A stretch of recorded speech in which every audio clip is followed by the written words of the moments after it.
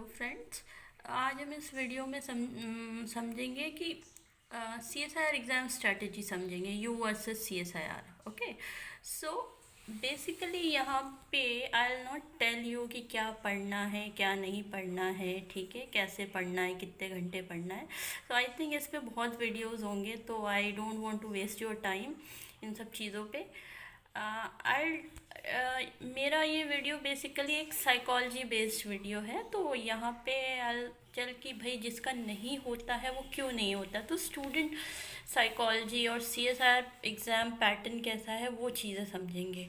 तो यहाँ पे मैं ये नहीं बता रही हूँ कैसे कितने यूनिट वगैरह पढ़ना है, उसके लिए एक अलग video I make it. Okay, तो सबसे पहला हम समझेंगे भाई you versus C S I R. तो सबसे पहले आई कि स्टूडेंट माइंड कैसा है, क्या प्रॉब्लम्स आती है स्टूडेंट्स के साथ जिनका सिलेक्शन नहीं होता है। तो स्टूडेंट माइंड को I have classified it into 4 category. तो ये मेरा अपना डिवाइड करने का तरीका है, ऐसा कुछ कहीं से लिया नहीं गया है ये चीज़ें, ठीक है। तो सबसे पहला होता है जो स्टूडेंट कैटेगरी होती है वो ब्लेमर्स माइंड होते हैं। मतलब बहुत से स्टूडेंट जिनका सिलेक्शन नहीं हो रहा है उसका रीज़न मेन ये होता है कि वो ब्लेम करते हैं। जब सिलेक्शन नहीं हुआ तो टीचर अच्छा नहीं है, पेपर अच्छा नहीं है, and so on.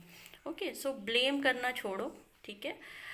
Accept your mistakes, be authentic. Okay, next है द पुअर मी माइंड।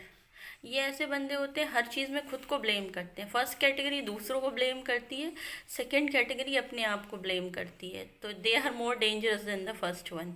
तो ये ऐसे होते हैं कि मैं पढ़ने में अच्छा नहीं हूँ, मेरा बेसिक अच्छा नहीं है, and so many things. They go into very anxious mode, ठीक है। सो अगेन खुद को भी ब्लेम नहीं करना, have a gentle attitude towards your self. नहीं आता है कोई बात नहीं, सीखो, ठीक है, हर कोई सीखता है, फाइन। थर्ड है कैटेगरी द कॉपी कैट। ये ऐसे बंदे होते हैं कि भाई सुन लिया इस पर्टिकुलर जगह पे बहुत अच्छा पढ़ाया जाता है, देन दिल गो रीड दैट और कॉपी करने की कोशिश करते हैं। जस्ट एग्जैक्टली नोट्स बना लिए, उसका रट्टा मार लिया, तो दे थिंक कि इस पर्टिकुलर जगह से पढ़ा है, इन पर्टिकुलर टीचर का सुना है तो मुझे भी आ जाएगा। नहीं, you have to use your own mind, अपने खुद के तरीके लगाओ, खुद समझो चीज़ों को, ठीक है। The fourth category is the egoist mind.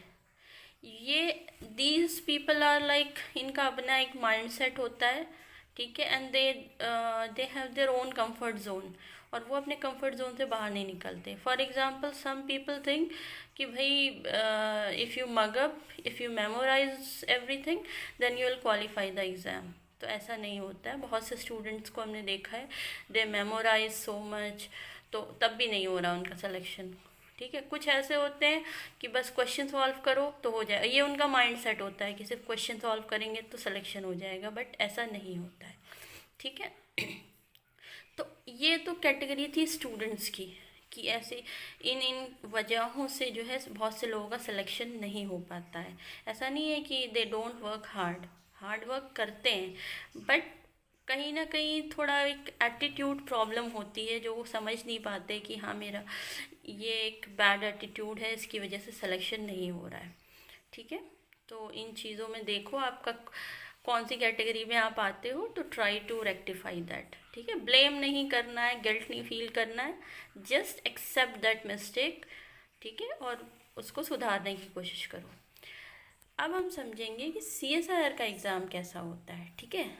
तो सी एस आई आर की एक ब्यूटी ये है कि इसमें बहुत वैरायटी ऑफ क्वेश्चन पूछे जाते हैं।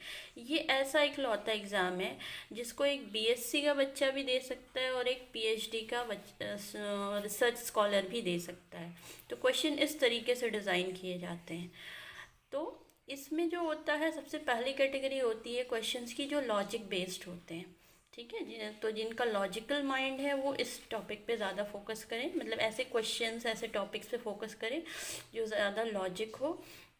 दूसरा होता है मेमोरी बेस्ड। सो बहुत सारे क्वेश्चंस होते हैं, डायरेक्ट क्वेश्चन होते हैं, तो जिनका माइंड थोड़ा मेमोरी जिनकी शार्प है वो मेमोरी बेस पे ध्यान दे।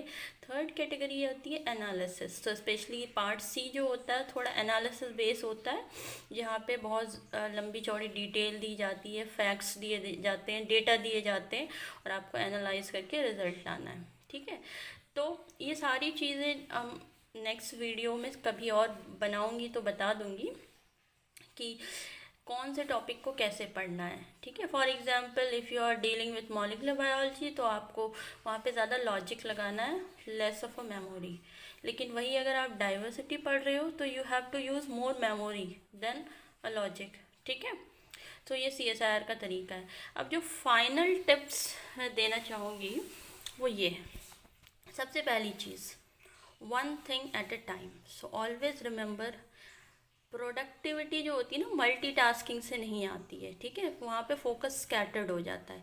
तो अगर एक टॉपिक पढ़ रहे हो तो सिर्फ और सिर्फ उसी टॉपिक के बारे में सोचो, ठीक है। Don't think about other thing.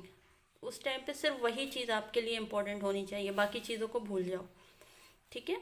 Next है process oriented not result oriented. तो जब भी कुछ करो तो हमेशा प्रोसेस पे ध्यान दो, ठीक है। ये मत सोचो कि इसका रिजल्ट, इसका आउटकम क्या आएगा, ठीक है भाई। जब प्रोसेस अच्छी होगी तो रिजल्ट अपने आप अच्छा आएगा, ठीक है। तो प्रोसेस पे ध्यान दो ज़्यादा, वरना हमेशा पैनिक रहेगा, रिजल्ट रिजल्ट सोचते रहोगे। देन थर्ड पॉइंट इज़ कि it should be your dream not anyone else.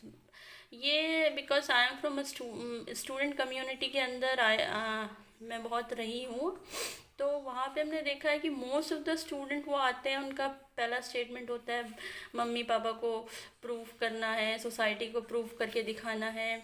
सो भाई ड्रीम आपका होना चाहिए। जब तक दूसरों ये सोचोगे कि ये ड्रीम उनका है या उसके लिए कर रहा हूँ तो यू विल नॉट क्वालिफाई। वो अंदर से वो मोटिवेशन नहीं आएगा जब तक वो चीज़ आपकी नहीं होगी।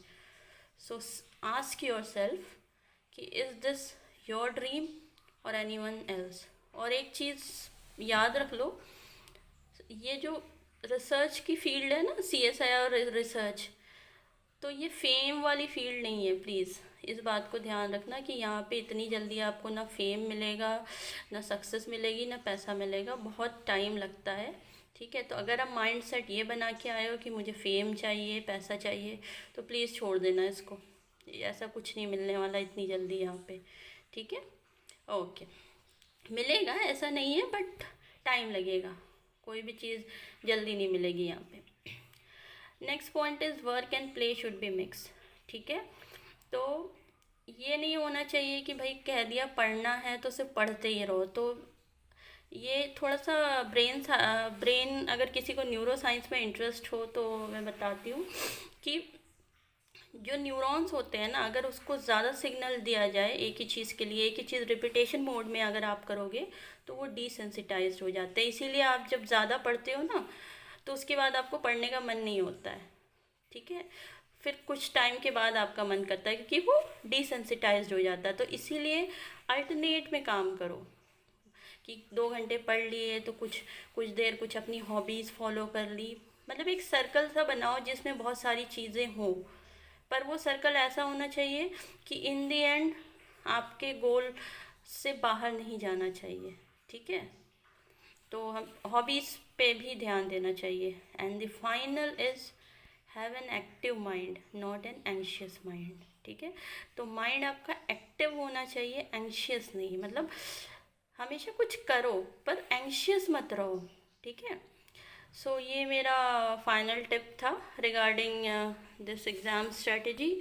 सो गाइस कुछ पॉइंट्स और ऐड करना चाहूँगी because I am a beginner और I am little bit technologically challenge person. तो मैं I am a old soul, मतलब old soul type of personality हूँ मैं, जो फेस टू फेस में ज़्यादा कंफर्टेबल है। तो प्लीज़ वीडियो के मेकिंग पे मत जाइएगा। अगर आपको कंटेंट अच्छा लगता है तो कमेंट में लिखिए और अपनी ज़रूर अपनी सजेशंस दीजिएगा, ठीक है। I will be happy to hear that and please I am learning the technologies, ठीक है। तो होप इन फ्यूचर इस पे वर्कआउट करेंगे, ठीक है। So thank you so much.